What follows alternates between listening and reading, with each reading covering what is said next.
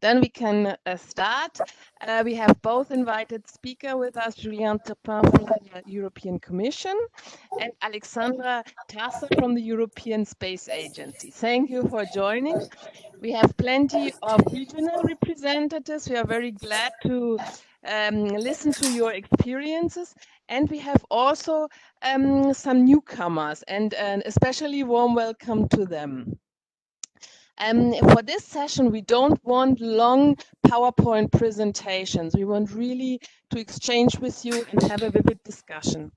I prepared very few slides I'd like to share with you for those ones who don't know what Copernicus4Regions is about, to give you an idea, and to our members maybe some updates what they haven't yet seen. So I will share.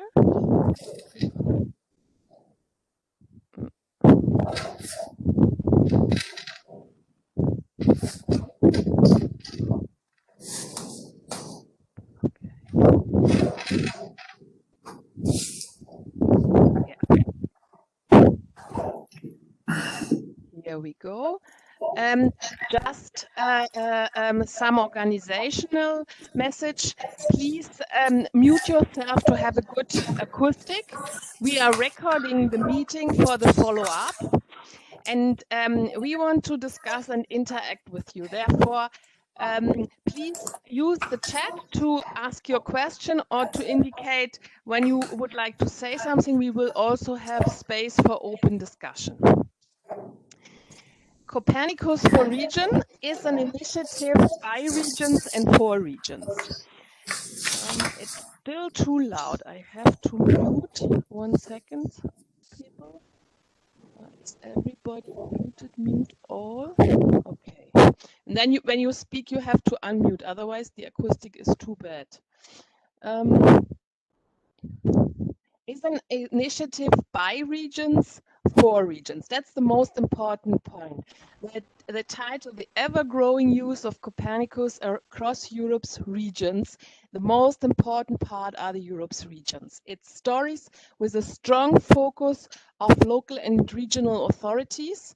And we want to share experiences of regions to make other regions learn from it, and to show to regions, to stimulate them to cooperate and share experiences.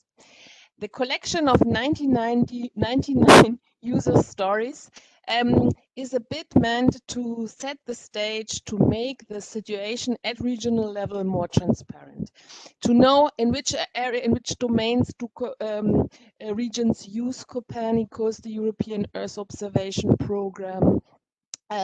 In which areas do they cooperate already? Where is a high regional interest?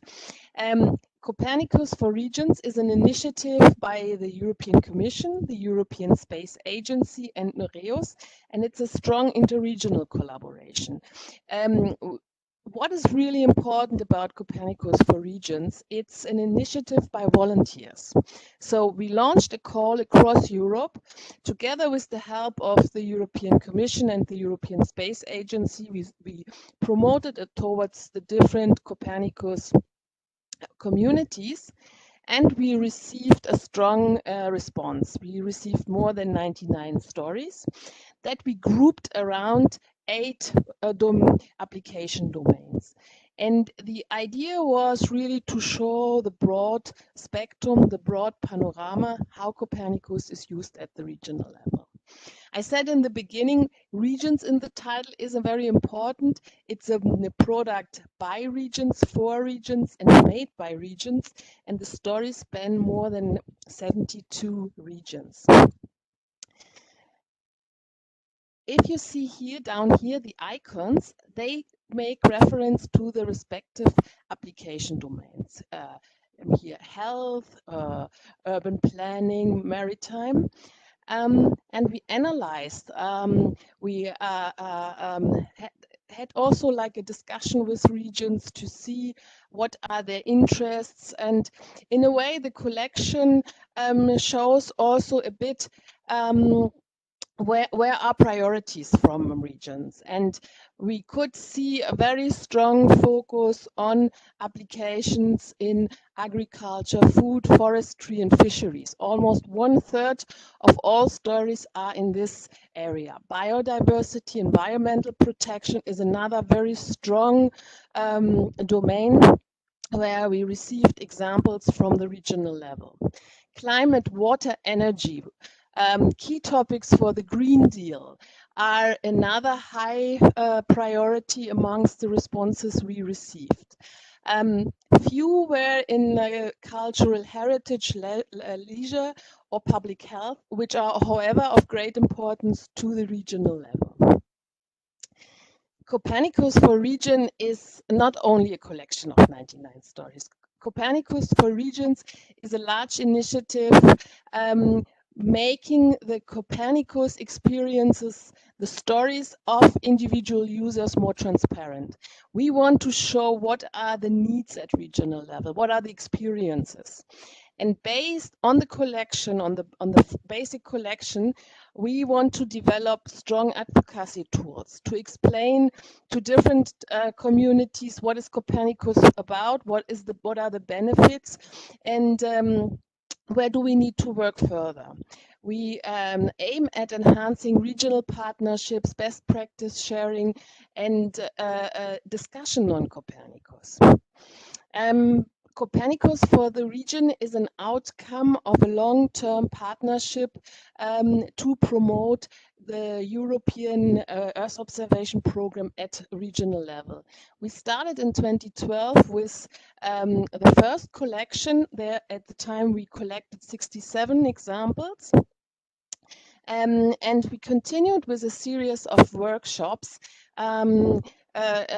discussing what is with local and regional authorities, what kind of space-based services in Copernicus are already available, and how do they respond to regional challenges? What are the difficulties for regional decision maker to implement and to bring the uptake of Copernicus forward.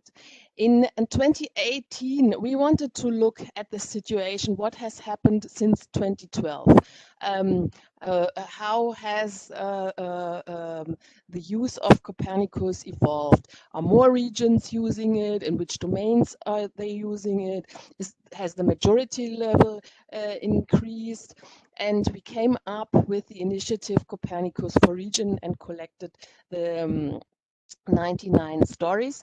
We will explain, my colleague Margarita Kresaki will explain you the different tools we developed so far, how you can best access the 99 stories. I will be there very short, but the basis is the publication, and from there we developed further tools and activities. A very important activity is political dialogue, is promoting Copernicus towards the political level, the regional political level and the European political level. In the frame of the initiatives, we organize 2 events where we seek the dialogue with the European Parliament. With the launch event of the publication, we brought concrete user stories to the Parliament, discussed them with policymakers, and launched the publication, brought it to them. Then 1 year later, when we were at the edge of budget negotiations for the next financial framework, we decided to organize a breakfast debate and to bring again concrete examples to the Parliament and to really share these experiences and bring them in a political context and show the societal benefits, show the benefits in different public policy domains, and really explain well what does it matter for Europe.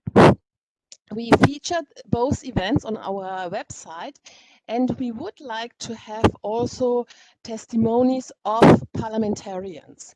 We started with one parliamentarian who shared with us his view on Copernicus, but it's too little. We need a political balance. So This is a call for all the regions. We would be very eager to work together with you, to our member regions, to work with you, to mobilize your regional member of European Parliament to share with us his views on Copernicus and record a short video message. Maybe we can, after the event, you can come, for those of us, of you who are interested, you could come back to us and we discuss with you the details. We like to invite you, this today is the second web session we organized in a series. We like to invite you to the further ones. We are going to organize in the next weeks. You find information on them on our website, on the main page in the news section, and they are free and they are targeted at our member, but in exceptional cases, we admit also non-members, and we'll be very glad to meet new interested stakeholders. Now I like to give the floor to my colleague Margarita Krisaki, who is our communication and project officer. Unfortunately, there is something wrong with the system and she has my name. But Margarita, maybe you can also introduce yourself and share with us the teaser. Of course. So, hello to everyone. My name is Margarita Krisaki and I work as a communication officer for Nereus. And now we are going to watch our latest visual tool for this initiative, our teaser. And I will share it with you immediately.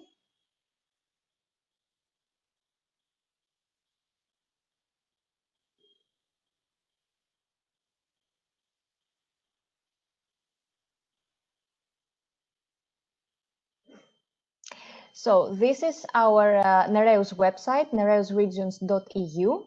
And to have access to our main web page for Copernicus4Regions, you select projects, flagship projects, and then Copernicus4Regions.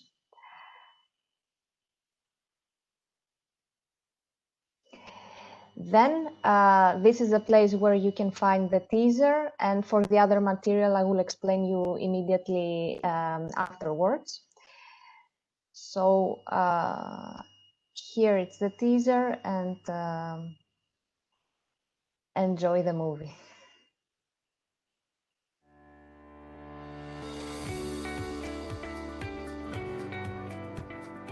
Did you know that the Copernicus program, with its Sentinel satellites, is supporting public authorities to improve our lives on a daily basis? Para mí, los datos de Copérnico y sobre todo en específico Sentinel-2, los satélites, son los nuevos ojos de las regiones costeras. I dati Sentinel inoltre sono dati aperti, sono disponibili a tutti gratuitamente e questo per noi è un grandissimo vantaggio. Copernicus data are increasingly being used by local and regional authorities across Europe. Does your public administration make use of Copernicus data? Copernicus4Regions is a joint initiative between the European Commission, the European Space Agency, and the network of European regions using space technologies that provides practical examples on how public administrations across Europe use Copernicus to deliver benefits to their citizens. The initiative is based on a collection of user stories with a strong focus on public authorities. Public authorities are key users of Copernicus data. Without Sentinel data, it's very difficult or nearly impossible to validate an avalanche forecast.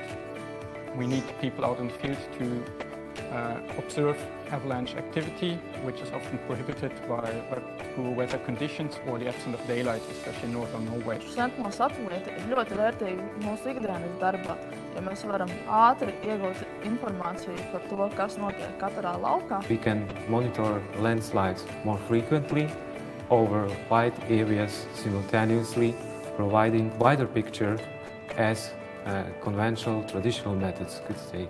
L'utilisation des nouveaux dispositifs mis en place nous permettent un suivi très précis de l'évolution de cet urbanisme et nous permettent de mettre en œuvre de nouvelles solutions en termes d'aménagement du territoire et d'urbanisme pour développer le territoire tout en préservant la nature. Η χρήση της υπηρεσίας μειώνει το κόστος για τον πολίτη γιατί μειώνονται και οι ανάγκες για ενδελεχείς ελέγχους, ιδιαίτερα σε δύσβατες περιοχές ή σε περιοχές που είναι δύσκολη η πρόσβαση, όπως είναι τα μικρά ελληνικά νησιά. comprendere gli effetti che questi cambiamenti producono sugli habitat e sulle specie non è affatto semplice. È chiaro che l'uso dei satelliti è un aiuto enorme. Ciò che è indispensabile per misurare esattamente i cambiamenti e i loro effetti è avere serie temporali lunghe. Copernicus4Regions is about sharing knowledge and experiences across Europe. Copernicus4Regions also helps regional authorities to interact and share their experiences with citizens, politicians and policymakers, and in doing so, shapes the future of the programme.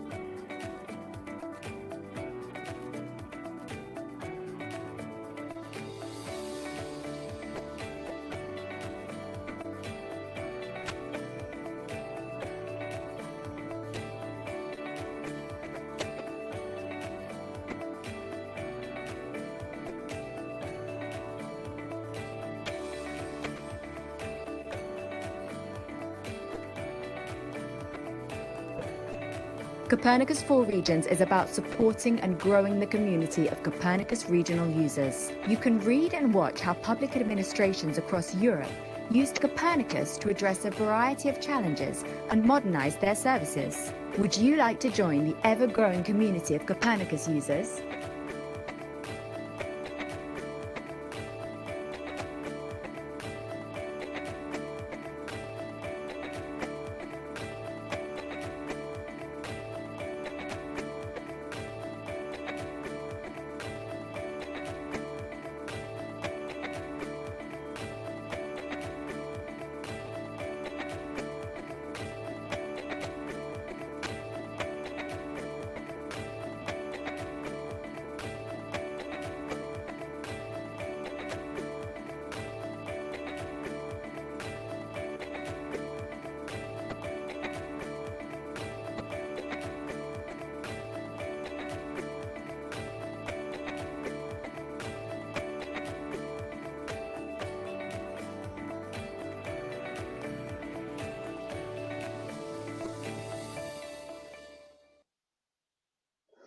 So I hope you liked our teaser, which serves as a summary of the whole initiative, explaining the important role of European local and regional authorities in using Copernicus, as well as underlying the interregional element of the whole initiative. Of course, for the promotion of the publication, we have produced more outreach targeted material to reach out to more audiences and offering them tools translated in native languages, as well, of course, as to improve outreach to public administrations, policymakers and politicians. So in the same page, as you see the teaser, down below we have the videos. We have produced 5 short movies. We have interviewed public administrations in some of our member regions to describe the impact that space-based solutions have had in many of their key domains, such as maritime, agriculture, urban planning, and so on. These regions are from, it's Navarra from Spain, Nouvelle-Aquitaine in France, Wallonia in Belgium, Greece, Milan in Italy. So you can select the story of your preference, and it's translated, it's available in English, but also in the language of the region. So you see here an example of the English and Italian version for the case of Milan. You are strongly encouraged to disseminate these videos within your organizations and watch the benefits of Copernicus for your organization. Of course, we have developed more outreach material. If we go back to the main page, we see that we have the main brochure, the Copernicus4Regions brochure, which similarly to the teaser offers an overview of the whole initiative, and it's translated in 8 languages, English, German, Spanish, French, Italian, Dutch, Polish, and Portuguese. Of course, you are strongly encouraged again to download it and disseminate it within your organizations. Last but not least, we have our brand new tool, our search engine, our advanced search engine, Copernicus4Regions, and you can find it here. So this search engine allows to everyone to download any of the 99 user stories of the publication based on specific parameters, such as the title of the story, the language, the country, the thematic area, region of application, relevant Copernicus data and information, meaning which Sentinel data or Copernicus service was used per use case, and usage maturity level, the level of maturity, the level of maturity per described solution. I can make you very briefly a demonstration of how you can use it. Let's say that you are looking at story in French, in French language. So you just select French, and let's say that you are interested to look a story translated in French in the thematic area of agriculture. So immediately you have two results. You can see in which other languages these stories are available. You can read them and of course download them. Now let's say that you don't remember exactly the story, one of the stories of the publication as such. You don't remember exactly, let's say, the title. Therefore, for this reason, we have the filter. So if you know a keyword, you can just type in, let's say I will put randomly the words no. So immediately it shows up a story that might relate to your criteria. Of course, if you have if you need further clarifications on how to use the search engine, you can contact us, and I can provide you more information.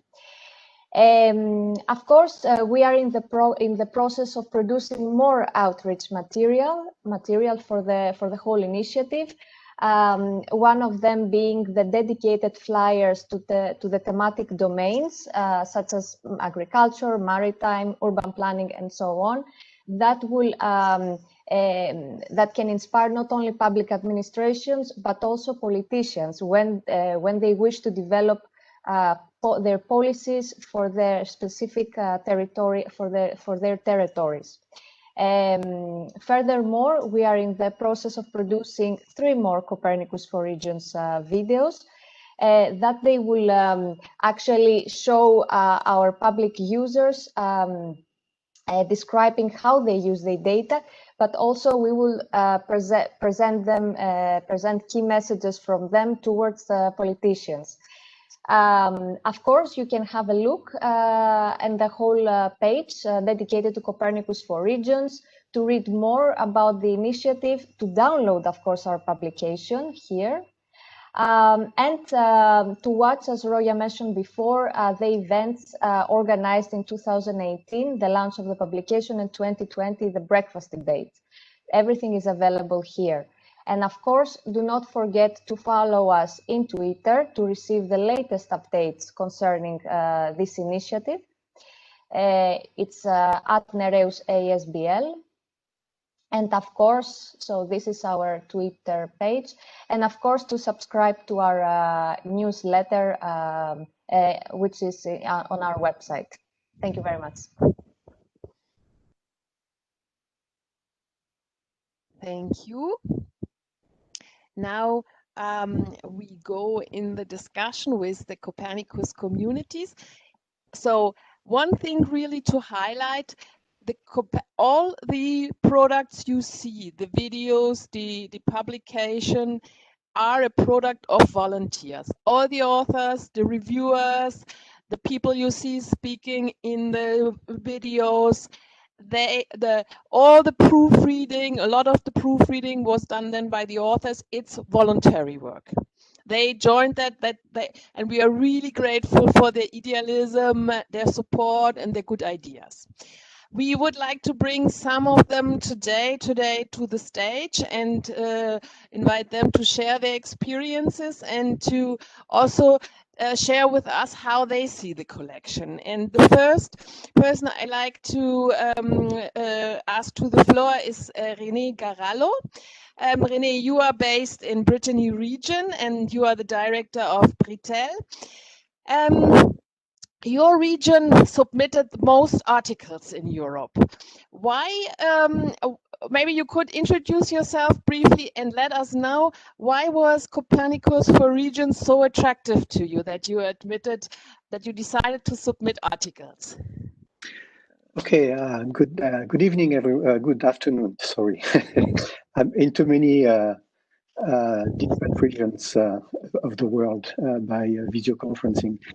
Sorry, so good afternoon.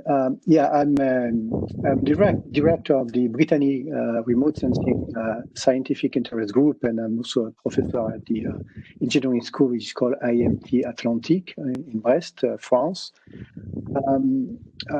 We have been involved with Nereus since the beginning almost, and since the founding of this group, Brittany Remote Sensing. The idea behind it was also to represent the region, but we are not elected people. We're just scientists, if I could say so. And so we wanted to involve the region. So I and my colleagues we had Brittany region participate in Nereus also 10 or 12 years ago. We feel that the policy at the regional level is really needed for Europe and at the European level. Brittany being a region which is surrounded by the ocean and the sea. We also belong to the something like 160 region having a border with the ocean or with the sea in Europe. That's 160, and we all, because we talked directly to the region, and we saw also at the European level that the regions have had a long time the access to financial support for the. We can't hear you. We can't hear you. Okay. Maybe we continue with Branka until René can join us again. He has apparently a problem with his connection. Branka Kuka from Politecnico di Milan. We are very glad to have you here with us this afternoon. Branka, you are the publication manager of the initiative, and I would like to give you the flair to share your experience. Why did you apply? Why did you bring forward your candidacy for being a publication manager of this initiative? Yes, hello everyone. Thank you, Roya. Branka Zuzza from Politecnico di Milano. Well, yes, I'm very glad to be here with you today and to be involved with this occasion to reflect on this experience that was very interesting, very stimulating. We have together with my colleague, you probably those of us who are in the network, and for the newcomers, you probably know Professor Brumana from Polyme. Polyme is associated member of Nereus since 2009, so we have been active since several years. It was very interesting for us to bring forward the candidacy as publication managers because as, let's say, as a staff of the research institution, of the higher education institution, we are always called to perform high-level research on international level. But also we are very close on the other side to our territorial users, to local users, to regional users. So I think as a university, we can really feel this pulse, and we need to feel this let's say, reaction of territorial users to our domain of research. So for me, it was very interesting to understand the proposals from of the best cases of the applications from this perspective. This experience gave us really an occasion to work in a dynamic environment. On one side, with, of course, European Commission and ESA and with Nereus team, and on the other side with authors and reviewers that were, as you said, Roya, volunteers, but very, very interested and eager to contribute. Let's say one thing that we felt, let's say during our exchange, is a very, very strong sense of community. This is something that I feel like underlining, and I think we could say, maybe I'm biased here because we have been collaborating since 10 years now, but it seemed to me that let's say with Nereus, with the platform itself, we managed to stimulate a lot of players, a lot of actors on territorial level to actually respond, reply, and to bring forward the use case studies. And it really felt that both authors and the reviewers were a part of the team, let's say, in this whole process. I had a feeling that let's say the communication work that Nereus secretary team has done in this sense has been very valuable. Let's say I think it's few years that you have been concentrating on the communication part, and in this case it was a really a winning strategy. I went a little bit overboard. Branka, you are a scientist. You read a lot about Copernicus. You write yourself a lot about Copernicus. What do you value about the Copernicus4Regions material, and what could we have done better? Well, yes, I am involved with research on Copernicus and satellite, or let's say space technologies and Earth observation in general. What struck me with the applications was a kind of a it opened a little bit our perspective. So we managed to observe the applications and the outcomes, actually the benefits, not only from the research perspective and that, let's say, the difference that it makes in research domain, but actually the difference that it makes on in the domain of our professional lives. How can we actually use this information and applications concretely, or even our private lives? Also, some of the applications, let's say, I was very impressed that many applications we saw went out of the, let's say, some traditionally used domains, like we could imagine agriculture or biodiversity, maybe even climate change. We had cases on public health that today, for example, is a common topic to everyone, and it was done, it came out a couple of years ago. Also, one value that I took from this experience, it is here with me all the time, was what could I teach from this experience? Because yes, I'm in a in a research institution, but it's also higher education institutions. I have responsibility towards my students as well. What could I teach? What could I transmit of this new knowledge that we have acquired?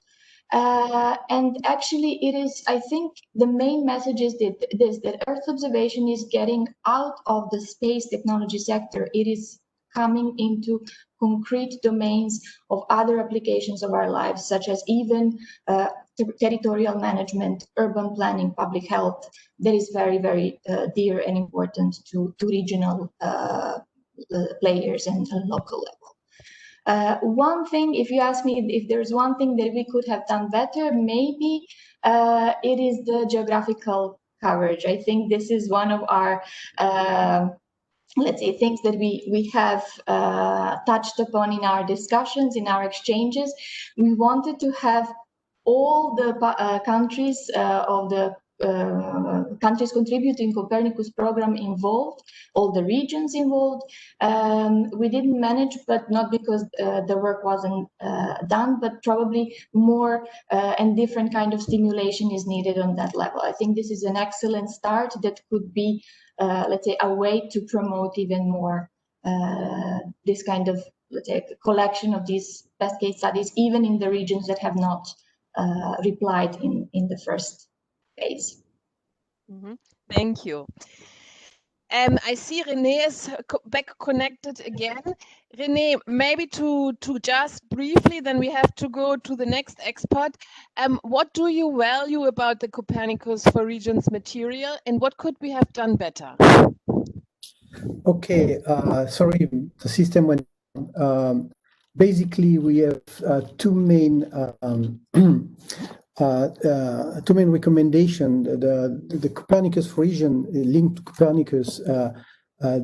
What we saw was that at the regional level, talking with the authorities, they are not really aware if the services and the technical services aware of everything that Copernicus can bring. So it looks like there is a gap between a need for an interface between the geodata regional processes, regional users, and on the other side,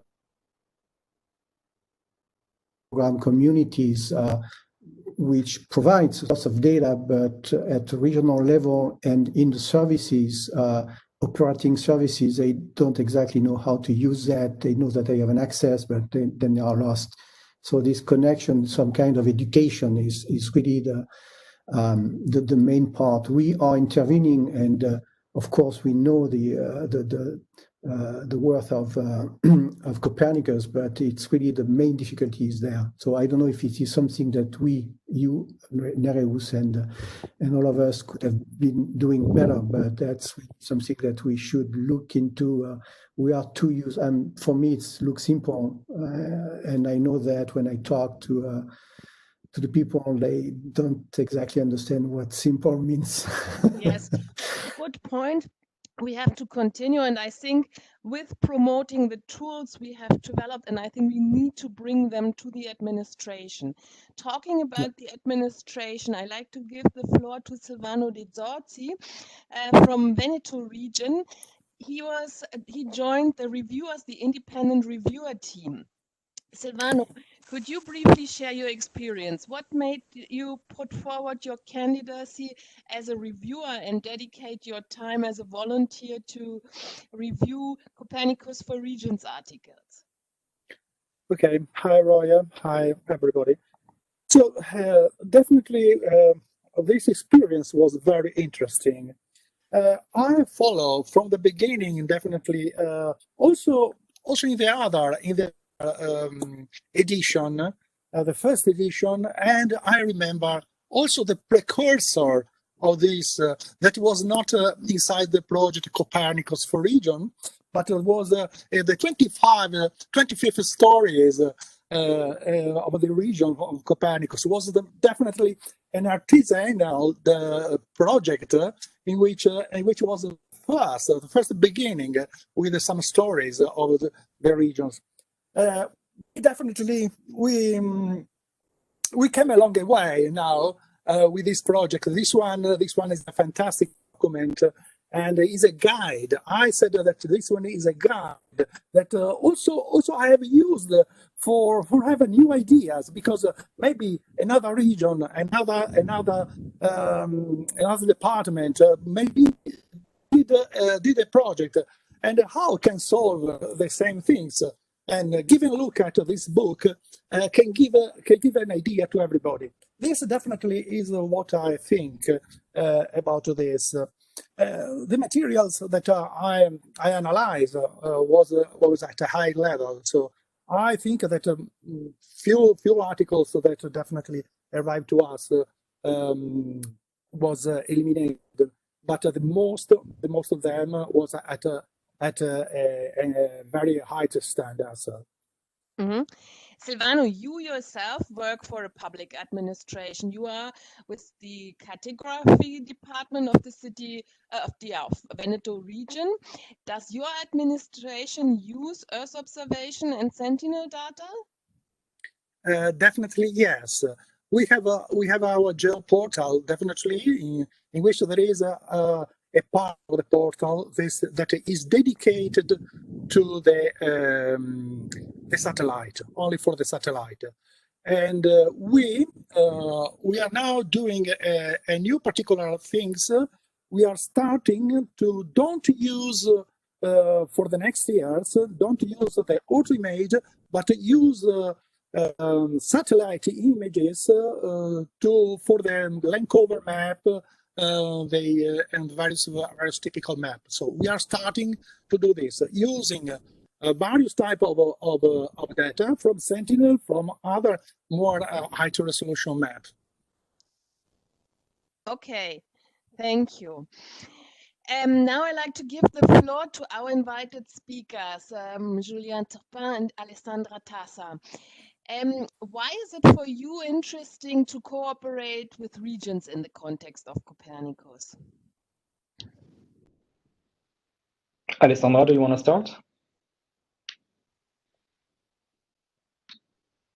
Alessandra, if you want to start. Sorry, no, yeah, I leave you the floor, Julien. Okay, Thank you. No, thanks a lot. So actually, first I wanted to thank Nereus, but also ISA for the excellent cooperation for this initiative of Copernicus4Regions. As Silvano was reminding us like minutes ago, this is nothing new. This is the second edition, let's say. I was not here for the previous one, but I can see the significant workload actually for this one. So I can imagine that it takes ages also for the previous one. But the result is here. I think that this is something that we can keep seeing. I'm not saying that because this is a webinar on this specific activity, but I think the achievement is here. We have all on our desk actually, even within the Commission, the brochure, because it gives like very quick insights and very good and concrete examples of what's happening on the ground. So actually now we use more the digital version because of COVID and teleworking, but actually that's the beauty of having developed these digital versions. So no, actually the role of the regions as such is key actually for Copernicus. Copernicus, I mean, this is not, I will not tell you any breaking news, but it's a user-driven program. So of course we need actually like feedback from the ground. We need, that's why actually the Commission launched, okay, it's over now, but the user requirement process. And this is why as well back in 2015, let's say, we decided actually to launch also networks complementing actually Nereus activities, because we did realize how important it was to rely on the local stakeholders. So to show you actually how important it is that even our commissioner, actually previous Commissioner Biankowska, kicked off the event in the European Parliament together with the Committee of the Regions, and in hands with the President of the Committee of the Regions. So it's just like to show you that also on our side we've done a lot of efforts to get better connection with real people, as we can say, because we are not developing activities for the Brussels bubble, but really for the ground. And this is a concrete example for us, because this has been quite an extensive and intensive exercise. So I can see smiling faces now, but I know that it has been a lot of workload for some of you. I've attended some meetings, so that's why actually the first thing is to thank all of you. And on the role of the regions as we were playing, actually we are also like, Nereus has played a key role far beyond actually this only initiative, actually providing key support actually also to the Parliament. And we saw this example of the event organized in the Parliament. So it keeps being a key stakeholder, and we do hope actually that we have no doubt actually that we will continue this support as well, to be sure that also the voice of the regions through Nereus, but also through the Committee of the Regions, and also through actually like be it Copernicus relays or any other networks actually is still heard in Brussels. So this is, yeah, so this is what I can say about the importance of the region. First, basically the answer is that it's a key stakeholder.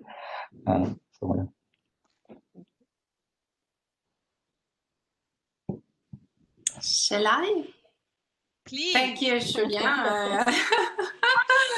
So thank you. I also want to thank Nereus for inviting us. It's a real pleasure to be here at this debate, looking at the lessons learned from the initiative after such a long collaboration, in fact. And thank you also to the EC for joining us in this initiative and actually providing the full funding for the part which is not volunteering. And I think that the collaboration was really successful, and I think that there was a real leap with respect to the previous collection under many different aspects. So if you want me to make a reflection about the initiative itself, I think I listen with much pleasure to what Branka said, because the words like a strong sense of community and the commitment from the reviewers and the authors, it's also are expressions that I would have used myself. And it was also what I personally perceived. And I think this made the strength of the initiative. And I mean, we really got people who wanted to be part and were proud to be part of the initiative. And this is, I think it's very meaningful, because the whole thing is to get this sense of community. Maybe, and I think that this is perceived in the stories and in the quality of the collection, because also the feedbacks that we received on our side were very positive. And maybe what I can relate here, it's my colleague who organized the events and they distribute the book.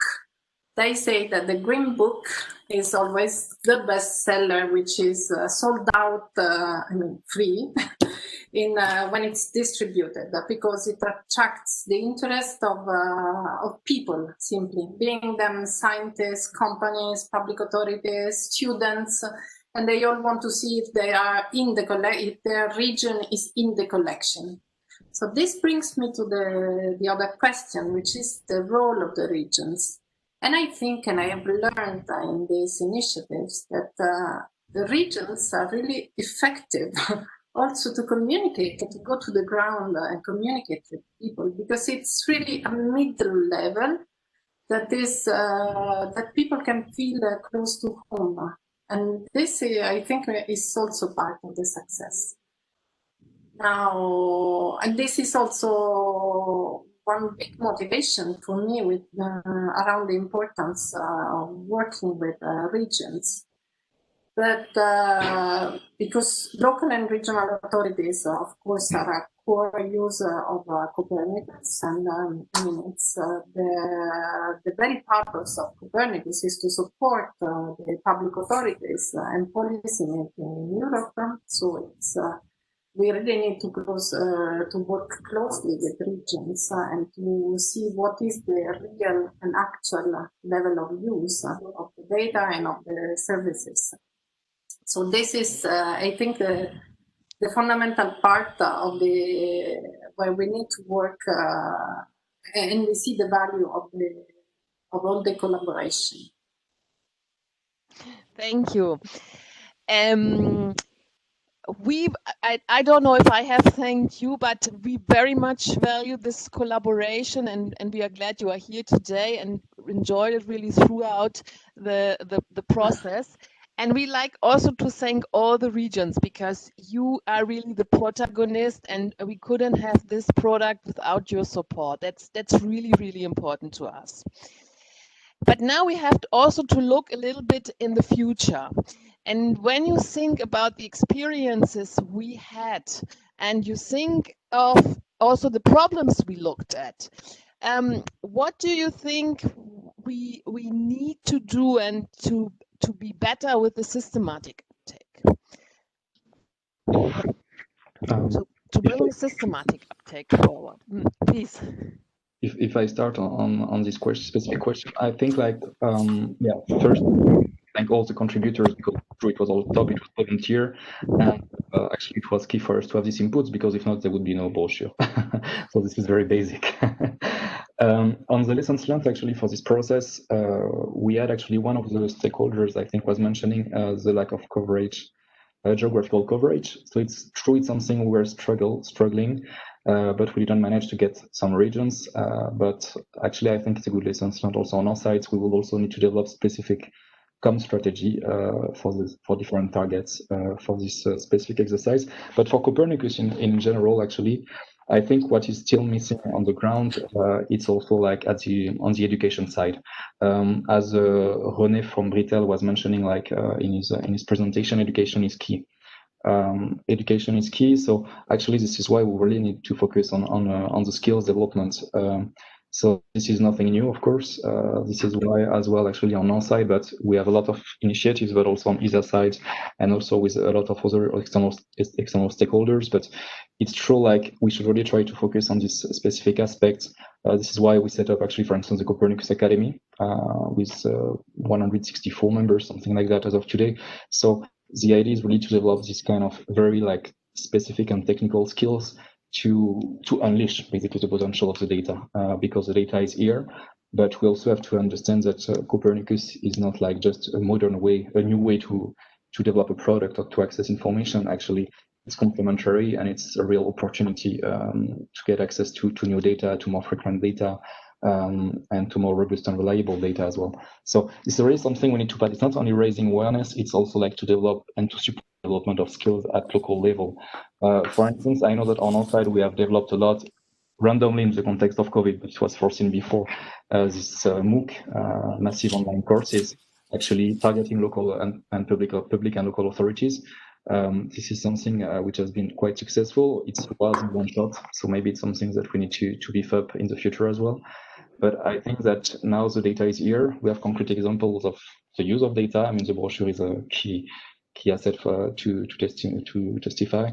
But it's just that now we need actually also like to have people able to process the data at local level. And awareness is good, but after you need also to accompany this transition. So I think this would be the key thing for me. I know that there is a lot of activities, and Nereus is part of it actually, of course, for EO4Geo, for instance, which are also playing a key role to develop these strategies, but this is something that we are reflecting upon on our side. Alessandra.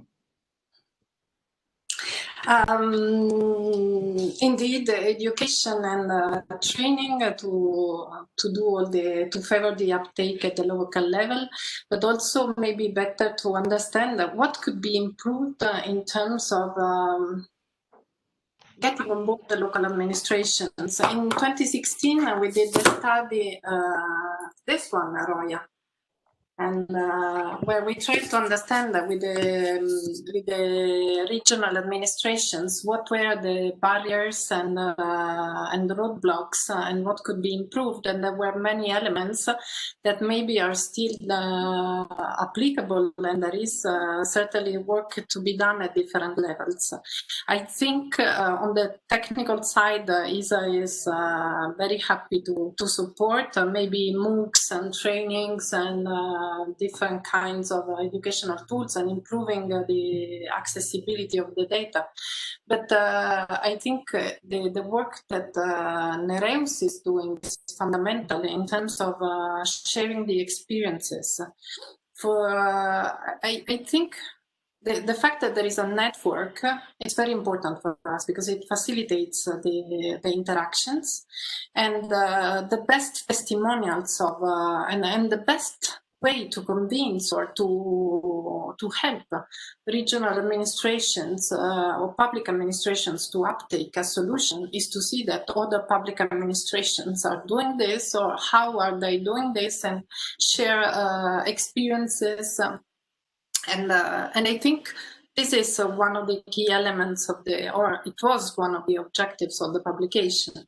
Now, not to disperse the efforts, I would say that one-off is not sufficient. We should maybe have a reflection on how to support a standing process for sharing these experiences. I think it was in the words of Silvano and in the efforts of René, how to the fact that it's the work among the different authorities that is really crucial. So I think ESA is there to understand how we can better support this. Certainly Copernicus4Regions was one of the ideas. And maybe if I could ask the community is, when we were thinking about the activity in brainstorming with Julien and with Roya especially, we were thinking about what could help and stimulate this dialogue. And we set up different tools, different things that in the initiative that were really designed to try and stimulate the interest and the exchange. And it would be interesting for us also to have a return from the community and see what worked really and what should be maybe be made even more powerful. And I'm thinking in particular of the use of native languages. We have made much effort, and because we saw that when in the dialogue with the regional players, it's important to let them express themselves in their native language, because not everybody can come to Brussels, Julien, and not everybody is fluent in English, simply because the bread and butter is the on the field of work, which is not in English. So is this an effective solution? Should we making more on this or not? How is the level, how many of the regions of the members that are non-members that are connected here today that I see there, could they relate that they have downloaded the material and advertised it in their region? I don't know. Maybe I'm provocative. I'm very satisfied about the initiative. I'm really eager to learn how we could do better, because there is so much we can do, and so much power in the Copernicus program that I really think we should do all the maximum efforts to maximize the return and the benefits for the citizens. So. Thank you, Alessandra. I think you raised very important question, and maybe we have some minutes left, and we started a little bit later, maybe 2-3 minutes. We can still expand. We have a lot of regions connected. You have not asked questions in the chat or expressed the wish to take the floor, but maybe we can give the floor to regions to share with us. Is the native language material useful for you? How is it in your public administration? Do you reach a decision maker, a senior decision maker in the public administration, political level? Do you reach them with English material, or do you need native language material? What is the impact of native language material?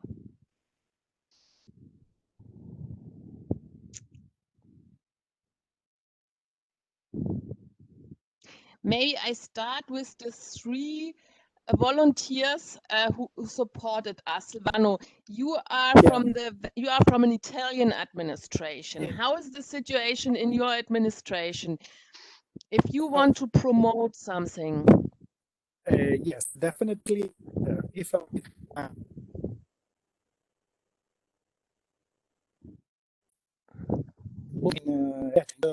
I think it will be better. So because I promote this document every time we have a particular event, an internal. So I think that to a more and more wide distributing and a comprehension and using this document, if it will be in native language, will be better, more useful for the regions, for the various persons. Mm-hmm. Thank you. I learned from Nathalie Stefan. She works in the Wallonia administration. Native language is essential. And René Garallo from Brittany region. You are from the academic sector. He shared with us, I think that data distribution as set in Copernicus is not adapted to the way public administration manages the data. So I assume from what you say, native language material is useful for the administration. Yes, and also the administration, well, we are in France, the administration is central. They have a way to organize their operational activities, and inserting Copernicus in there is a key.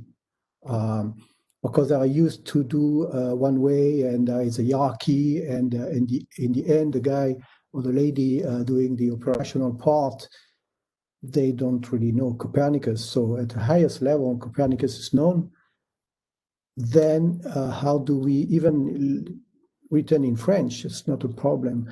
How do we say to them that, okay, you do that, it's good, and we should have this bottom-up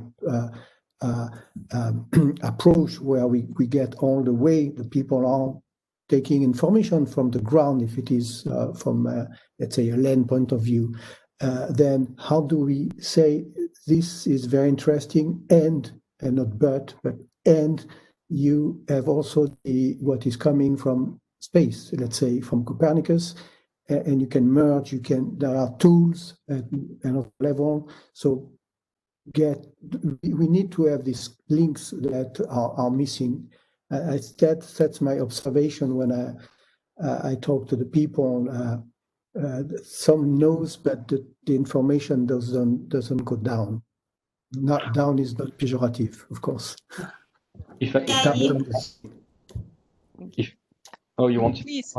If I may, Roya, actually, I just wanted to complement. I think that indeed there are two different things. The native aspects, the linguistic aspect is very important.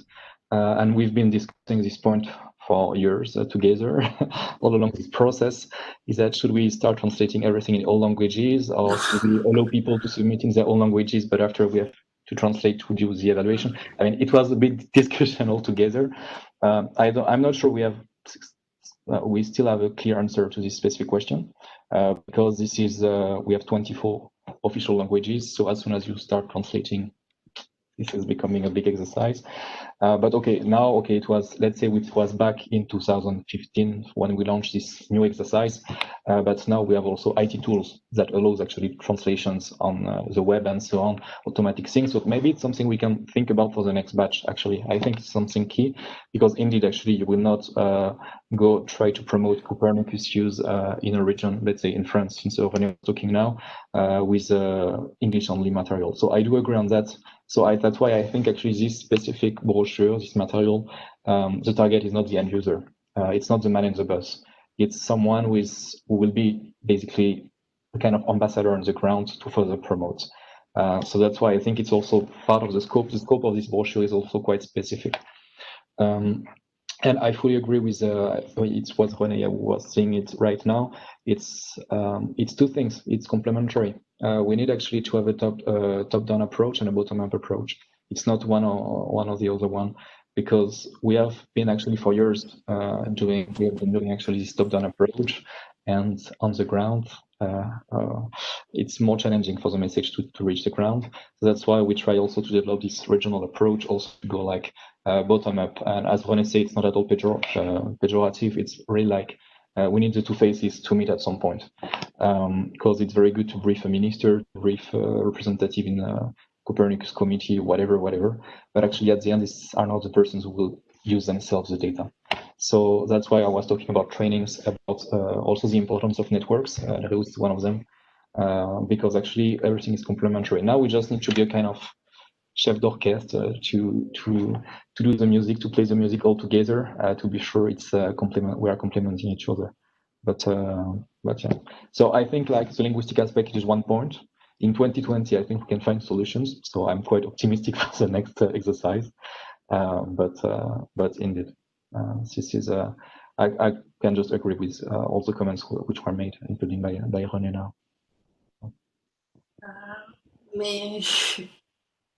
Yeah. Maybe on my side, I agree for the linguistic aspect. It was not at all to propose to. It's clear that it's not feasible to translate everything, and I don't think so. A message to Silvano: we will not translate the whole brochure in Italian. It's not possible. But I think there is a trade-off to be made there, especially when giving the possibility to people to express themselves. Because maybe they are able to understand, but not to be fluently expressing themselves. But the question I had for René, it was more on what do you think in this? You talked about how to approach your decision makers or people in the administrations who have concrete difficulties in understanding, especially in adopting new solutions that are uncertain. What do you think that could be effective? I mean, would be if you present them with examples of similar applications from other regions, be something which is effective to them? Should this dialogue be reinforced, or what could be other measures that you see that could be really supportive in this respect? Not to convince, but to show the possibilities. Yes, yes. I think, I mean, we are all talking, Julien and all of us, are the same thing. It's where do we have, what is our target in order to promote and to demonstrate that the data from space is useful? Where is the target? And so that's, as Julien was saying, if we talk at a too high level, people will be convinced because their education is such that they have met this kind of data and they see. At the level of the users, in terms of the one gathering data on the ground, we say that, but their roadmap or the way they are asked to work is completely different. So they say, yeah, sure, thanks.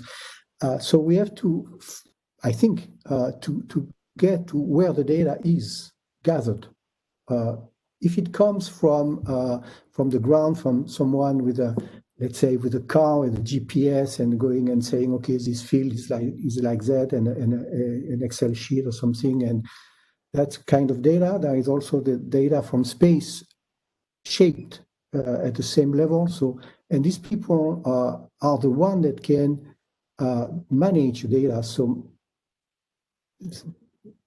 specifically, I think that the managers of the data are the one to talk to and to convince that they should use more Copernicus that are, by Copernicus, I mean all the data that they can, they have, they are the one to educate, not in terms of what the content is, but in terms of how I can simply go get the data and have a result in the end.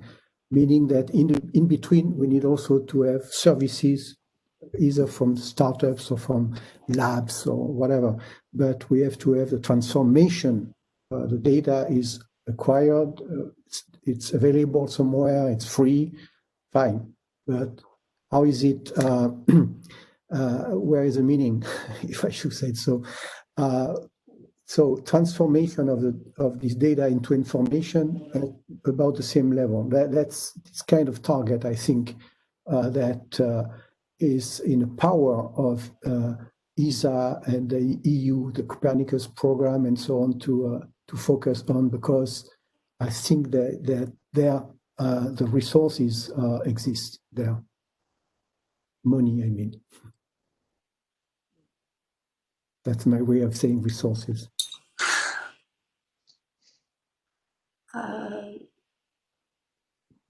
Maybe views from other regions. I see we have representatives also with background from Bologna, from Polish region, Italian region.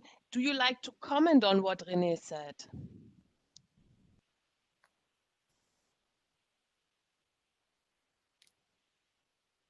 No? Okay.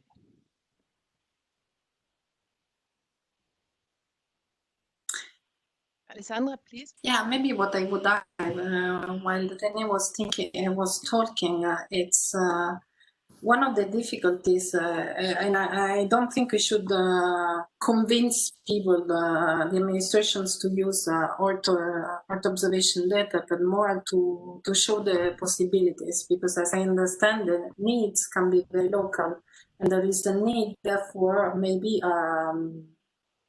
a very customized validation and treatment of the data. So I was wondering how, I mean, the approach in Copernicus is that there is a massive work to derive value-added information, to manipulate the Earth observation data or the in situ data for that, to produce final products that are of general interest. So, and I am always, of course, referring about the Copernicus services, but there is, it is my understanding that when going at the level of the local and regional administration, there is much customization which is needed, which really requires a close interaction with the public administration to develop solutions that are maybe very specific. So it's maybe this dialogue that should be really powered, and could this dialogue be eased or factored in favoring the cross-sharing of experiences, so that maybe regions who face similar challenges could also share possible solutions? Yes.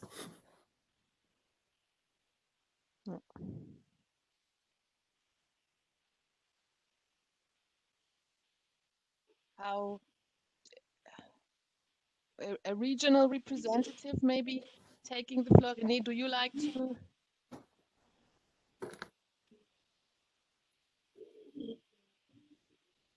Branka? Yes, I'm not a regional representative, but if I may, let's say from my perspective of a scientist and higher education staff, I believe we already mentioned it, but I must somehow recall this: education is the key. I think it's also true if we try to refer to this native language and English language issue as well. I guess at the moment we are talking to a certain, let's say, decision-making generation, and let's say a certain profiles. If we think about decision makers not only as a, let's say, as a separate group of people, but as our colleagues, as people who are actually being trained at the moment. Some of them are architects, some of them are urban planners, some of them are economists. So if we think of them as, let's say, as the future generation in 5 years, and 10 years, as students today, I think maybe this kind of information should be included also in their curricula. Don't get me wrong, I don't want to, let's say, I'm not saying we should infest everyone's curricula with this information, but it should be made somehow more close and real, because it is here, it is making a difference in our real life. So as it is, let's say, telecommunication technologies, as these little thingies that we all have in our pockets, I believe that somehow the language, the terminology should be in everyone's curricula, starting also from other, let's say, other profiles, I would say. I believe that in this sense, education is the key. Yes, training the people who are there now, but also training the future generation. If we think about 2014, when we had the first launch, if, let's say, if someone was aware of the first launch of the first Sentinel-1 satellite, then it was 6 years ago. This person has already obtained their degree and maybe is working in one of the decision-making institutions we are targeting. So I'm talking, let's say, many years have passed. but we are still, let's say, trying to somehow share this information. I think we should kind of think in this sense as well. It's not only definitely native language, but if I have the basis on the contents, then I'm willing to make that gap and maybe get informed even in English or French or other languages, and then go back to my native language as well. I don't know. Yes, thank you. Roya? One last comment, Silvano, please. Yes. I want to try to say an experience that we are having in Veneto regions. Every year, we have from 2 to 4 students from the University of Padua. So they send to us. What to do? Usually, we took this book, and we gave it to them to give a look, and we try to find out some idea.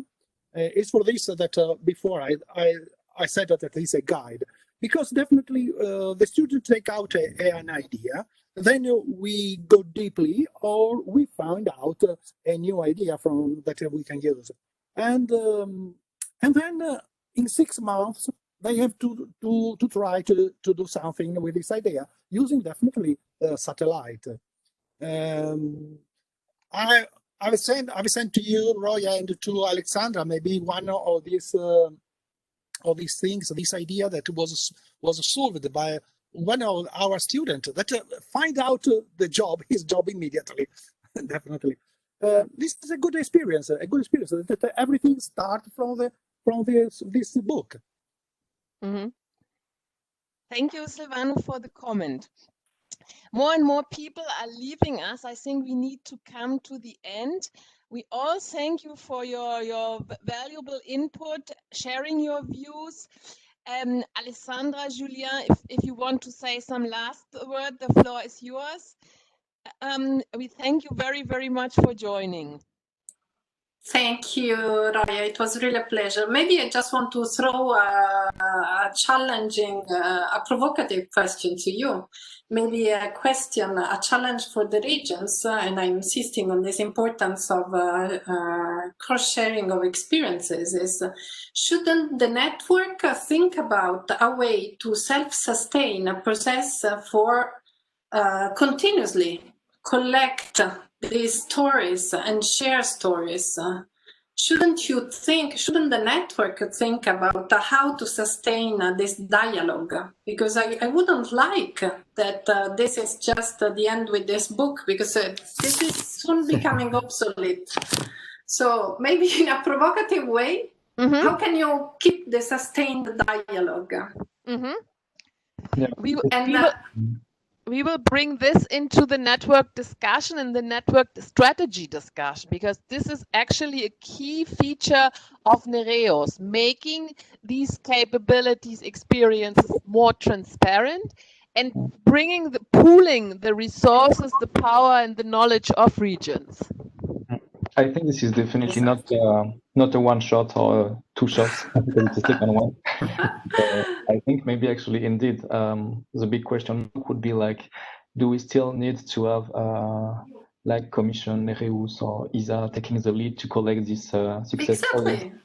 Or should we just like give actually a chance to this bottom-up approach actually for people to have a kind of crowdsourcing permanent open exercise, permanently open exercise, like people can just drop success stories.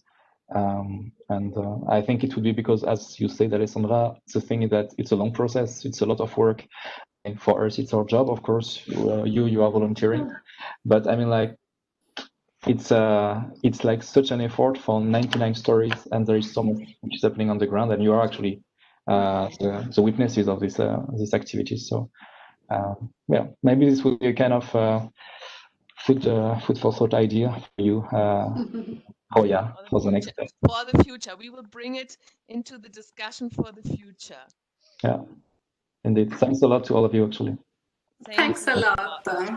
one more thing, education was always named. We will have a web session on EO4Geo. It's a large Erasmus Plus funded initiative by the Commission to improve education training in the Earth observation and geoinformation sector. And you are all welcome. It will be on the 20th of October. Thank you. Okay. Thank you all Thank for you. joining, and we keep you tuned. Thank you very much. Thank you. Thanks a Bye. lot. Bye. Bye. Thank Bye. you, everyone.